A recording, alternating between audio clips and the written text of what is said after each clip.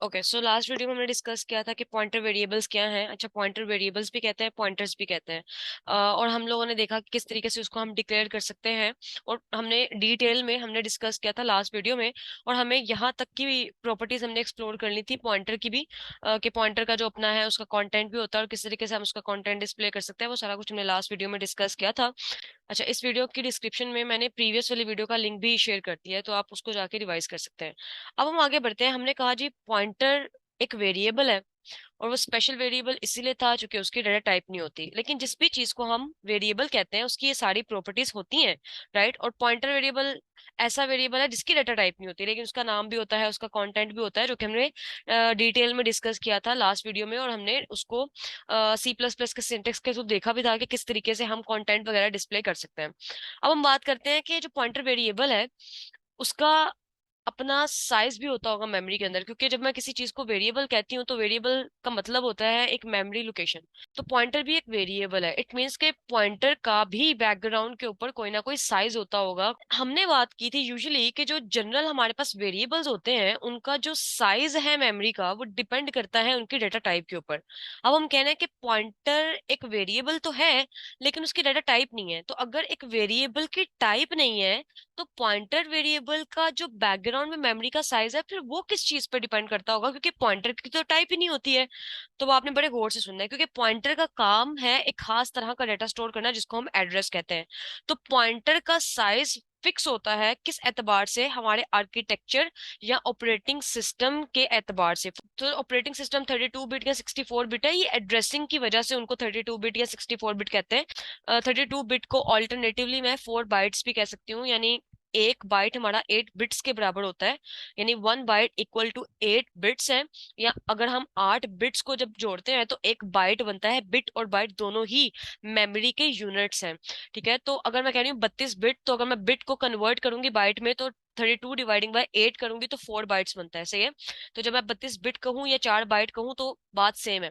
तो अगर मेरे पास ऑपरेटिंग सिस्टम 32 बिट का है तो उससे मुराद ये होगा कि उस तरह के ऑपरेटिंग सिस्टम के अंदर बड़े से बड़ा किसी भी मेमोरी लोकेशन का जो एड्रेस है वो 4 बाइट्स यानी कि 32 बिट से एक्सीड नहीं कर सकता। और 64 बिट वाले ऑपरेटिंग सिस्टम के अंदर बड़े से बड़ा एड्रेस जो है किसी भी लोकेशन का वो 8 बाइट से एक्सीड नहीं कर सकता, ठीक है। तो चूंकि पॉइंटर वेरिएबल्स खास तरह के वेरिएबल्स हैं और उन्होंने एड्रेस को ही स्टोर करना होता है, तो हम लोगों ने पॉइंटर वेरिएबल का साइज वेरे करने की बजाय यानी कि डिफरेंट डिफरेंट रखने की बजाय हम लोगों ने फिक्स कर दिया है प्लेटफॉर्म के एतबार से। 32 बिट वाले ऑपरेटिंग सिस्टम में पॉइंटर का साइज कितना होगा, 4 बाइट्स। और 64 बिट वाले ऑपरेटिंग सिस्टम में पॉइंटर का साइज कितना होगा, 8 बाइट्स। सही है। अगर मैंने पॉइंटर का एक्चुअल में जो मेरे बैकग्राउंड में मेमोरी क्रिएट हुआ है और मैंने उसका साइज चेक करना है, तो मेरा जो ऑपरेटिंग सिस्टम है इस वक्त वो 64 बिट ऑपरेटिंग सिस्टम है। और अगर हमने किसी भी वेरिएबल का मेमोरी के अंदर मौजूद साइज मालूम करना होता है C++ के सिंटेक्स के थ्रू, तो हमने कहा था कि हम बेसिकली साइज ऑफ के फंक्शन को यूज करते हैं। तो हम इसी लाइन को कॉपी कर लेते हैं और अब हम क्या करना चाहते हैं, हम एक्चुअल में पॉइंटर वेरिएबल का साइज मालूम करना चाहते हैं। तो हमने जिस भी वेरिएबल का साइज मालूम करना होता है हम साइज ऑफ के फंक्शन को वो वेरिएबल पास कर देते हैं, ठीक है। तो मैंने ये स्टेटमेंट लिखी और देखते हैं कि हमारे ये जो पीटीआर का साइज है वो क्या आता है। और यहाँ पे मेरे पास दो पॉइंटर है, एक पॉइंटर टू इंटीजर और एक पॉइंटर टू कैरेक्टर है। दोनों का ही साइज जो है वो सेम ही होगा क्योंकि मेरा आर्किटेक्चर 64 बिट का है। तो जितने भी पॉइंटर्स हो, चाहे वो पॉइंटर टू इंट है, पॉइंटर टू कैरेक्टर है, पॉइंटर टू स्ट्रिंग है, पॉइंटर टू ऑब्जेक्ट या पॉइंटर टू क्लास है, इस केस में सभी पॉइंटर्स का जो साइज है 64 बिट वाले ऑपरेटिंग सिस्टम में 8 बाइट और 32 बिट वाले ऑपरेटिंग सिस्टम में 4 बाइट का होगा। तो हम दोनों के ही साइज मालूम करके देख लेते हैं, पीटीआर का और पीटीआर 2 का। और दोनों के साइज जो है वो एग्जैक्ट सेम आएंगे। तो लेट्स सी कि अगर साइज ऑफ का फंक्शन मुझे 8 रिटर्न करेगा तो इट मीन्स कि 8 बाइट वो जगह ऑक्यूपाई करता है। इसको एग्जीक्यूट करते हैं, F5 प्रेस करते हैं। तो अगर आप ऑब्जर्व करें तो आपको ये नजर आ रहा है कि जो लास्ट पे हमने दो लाइंस प्रिंट करवाई थी उनका रिजल्ट जो है वो कुछ ऐसा है, ठीक है। तो 8 और 8 दोनों का ही साइज क्या है, 8 आया। बात करते हैं कि अगर पॉइंटर खुद भी एक वेरिएबल है और हर वेरिएबल का हमने कहा था कि एक यूनिक चीज होती है जो कि उसका होता है एड्रेस, तो पॉइंटर भी एक वेरिएबल है, उसकी भी कोई मेमोरी लोकेशन है, उसका भी कोई मेमोरी का साइज है।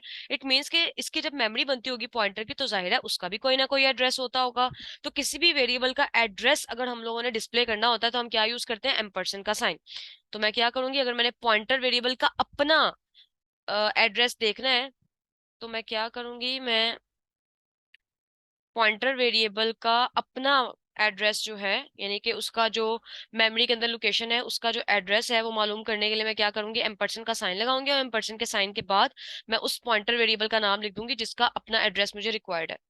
तो हम इसको एडिट कर लेते हैं, एड्रेस ऑफ पॉइंटर वेरिएबल, और आगे मैंने लिख दिया एम्परसेंड पीटीआर। तो पॉइंटर वेरिएबल का जो अपना मेमोरी के अंदर एड्रेस है वो प्रिंट हो जाएगा इस स्टेटमेंट से। जबकि अगर मैं ये पूछूं कि पीटीआर पॉइंटर का कंटेंट क्या है, तो वो नम नाम का क्या था, एड्रेस था। सही है ना।